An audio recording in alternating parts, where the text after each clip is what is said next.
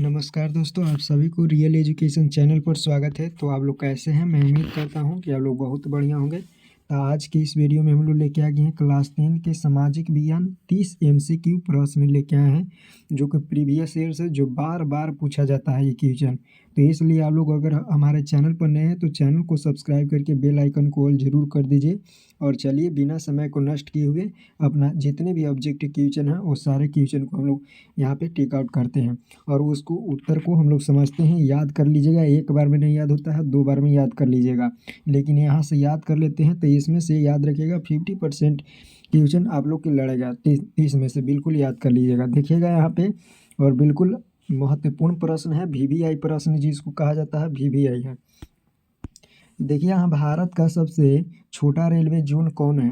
Class 10 का लिए है, भारत का सबसे छोटा रेलवे जोन कौन है? तो याद रखिएगा बी बिल्कुल राइट आंसर हो जाएगा, उत्तर पूर्वी सीमांत रेलवे। बिल्कुल राइट आंसर याद कर लीजिएगा। नेक्स्ट हमारा क्या है कि यहाँ पे फाल्टा विशेष आर्थिक क्षेत्र कहाँ स्थित है? कहाँ स्थित है? तो राइट आंसर याद रख लीजिएगा, पश्चिम बंगाल में स्थित है। हमारा नेक्स्ट क्वेश्चन कहता है कि मध्य रेलवे का मुख्यालय कहाँ स्थित है? मध्य रेलवे का मुख्यालय कहाँ स्थित है? तो याद रखिएगा मध्य रेलवे का मुख्यालय मुंबई में स्थित है। राइट आंसर बी हो जाएगा। नेक्स्ट हमारा क्या है तो याद रख लीजिएगा कि कौन सा राष्ट्रीय जल मार्ग हल्दिया से इलाहाबाद को जोड़ता है? तो यहाँ पे राष्ट्रीय राजमार्ग संख्या 1 या राष्ट्रीय राजमार्ग संख्या 2 या फिर राष्ट्रीय राजमार्ग संख्या 3 या फिर राष्ट्रीय राजमार्ग संख्या 4। तो यहाँ पे हमारा राइट आंसर क्या हो जाएगा? ये बिल्कुल राइट आंसर हो जाएगा राष्ट्रीय राजमार्ग संख्या 1। नेक्स्ट आप लोग के सामने यहाँ पे है, ध्यान से देखिएगा कि इनार जो है बंदरगाह कहाँ स्थित है? बहुत महत्वपूर्ण क्वेश्चन है, बिल्कुल आप लोग एक बार देख लीजिए कि इनार जो बंदरगाह है वो कहाँ स्थित है। तो हमारा राइट आंसर याद रख लीजिएगा तमिलनाडु, बिल्कुल राइट आंसर हो जाएगा। नेक्स्ट है कि पूर्वी रेलवे का मुख्यालय कहाँ स्थित है? पूर्वी रेलवे का मुख्यालय कहाँ स्थित है? तो हमारा राइट आंसर याद रख लीजिएगा कि हाजीपुर स्थित है। कोलकाता नहीं होगा, नई दिल्ली नहीं होगा, मुंबई नहीं होगा। हमारा राइट आंसर जो होगा वो क्या होगा? हाजीपुर हो जाएगा। नेक्स्ट है आप लोग के सामने, यहाँ पे याद रख लीजिएगा कि फाल्टा विशेष आर्थिक क्षेत्र कहाँ स्थित है? तो याद रख लीजिएगा इसका राइट आंसर क्या हो जाएगा? तो पश्चिम बंगाल, बिल्कुल राइट आंसर हो जाएगा। देखिएगा यहाँ पे ध्यान से। नेक्स्ट क्वेश्चन है कि राष्ट्रीय जलमार्ग संख्या 1 है कहाँ? तो हल्दिया से हुगली तक है, या इलाहाबाद से हल्दिया तक है, या कोलकाता से कांडला तक है, या इनमें से कोई नहीं। तो याद रख लीजिएगा अभी इसका हम लोग क्या बताएं कि हल्दिया से इलाहाबाद की जो है वो तक के जो ये राष्ट्रीय राजमार्ग संख्या है 1 होगा। बिल्कुल राइट आंसर हमारा बी हो जाएगा, ध्यान से देख लीजिएगा। नेक्स्ट आप लोग के सामने यहाँ पे है कि भारत का सबसे छोटा रेल क्षेत्र कहाँ कौन है?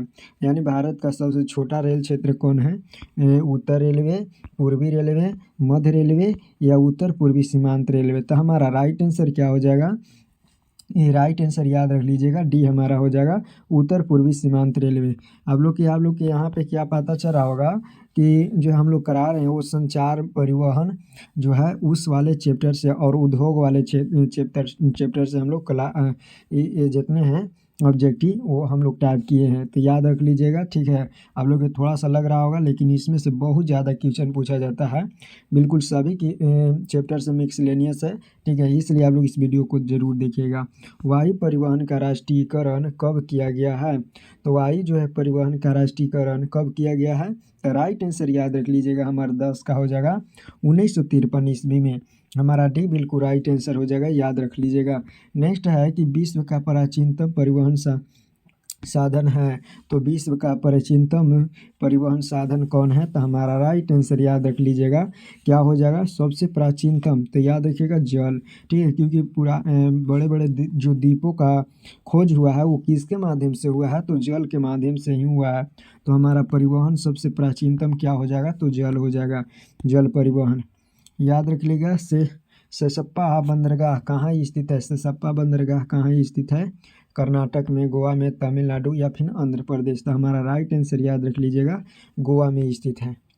नेक्स्ट क्वेश्चन है आप लोग के सामने कि कांडला विशेष आर्थिक क्षेत्र कहाँ स्थित है? तो कांडला विशेष आर्थिक क्षेत्र कहाँ स्थित है? तो हमारा राइट आंसर याद रख लीजिएगा, यहाँ गुजरात में, बिल्कुल याद रखिएगा, राइट आंसर हो जाएगा। नेक्स्ट है कि एशिया में सबसे पुराना रेलवे वर्कशॉप कहाँ कौन है? वर्कशॉप चितरंजन लोकोमोटिव या जमालपुर रेलवे वर्कशॉप या जमशेदपुर रेलवे वर्कशॉप या अजमेर रेलवे वर्कशॉप। तो हमारा राइट आंसर क्या हो जाएगा? ध्यान से देखिएगा, जमशेदपुर रेलवे वर्कशॉप। नेक्स्ट है कि निम्न में से कौन सा राज्य रेल मार्ग से नहीं जुड़ा है? तो रेल मार्ग से कौन सा नहीं जुड़ा है? तो हमारा राइट आंसर याद रख लीजिएगा, क्या होगा कि अरुणाचल हो जाएगा, नागालैंड हो जाएगा, या मणिपुर हो जाएगा, या मेघालय हो जाएगा। तो हमारा राइट आंसर ध्यान से और बिल्कुल याद रख लीजिएगा, मेघालय हो जाएगा। नेक्स्ट है कि वायु परिवहन का राष्ट्रीयकरण कब किया गया? तो वायु परिवहन का राष्ट्रीयकरण कब किया गया? तो राइट आंसर याद रख लीजिएगा, वायु परिवहन का 1953 ईस्वी में राष्ट्रीयकरण किया गया है। तो राइट आंसर यहाँ पे सी हो जाएगा।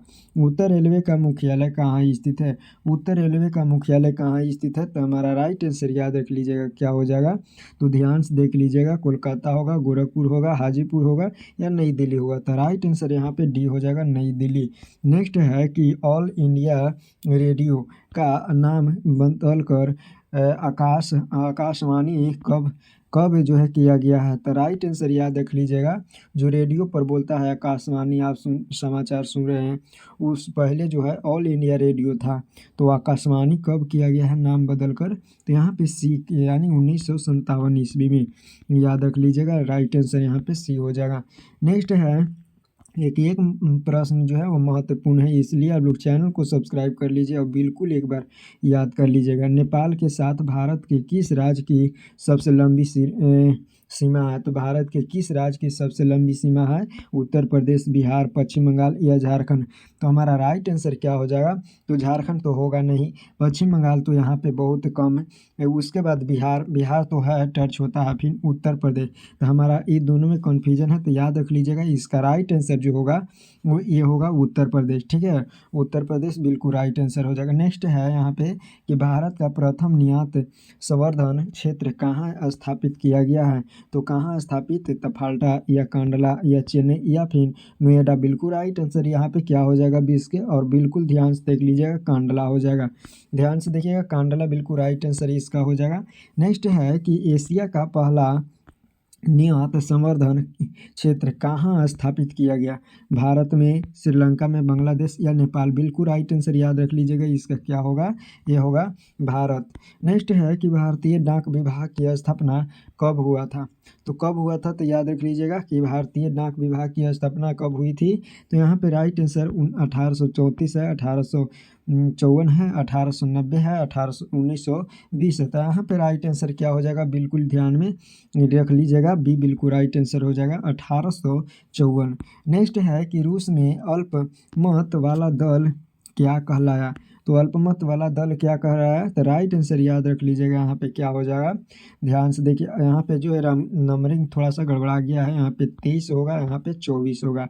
तो ध्यान से देखिएगा कि रूस में अल्पमत वाला दल क्या कहलाया?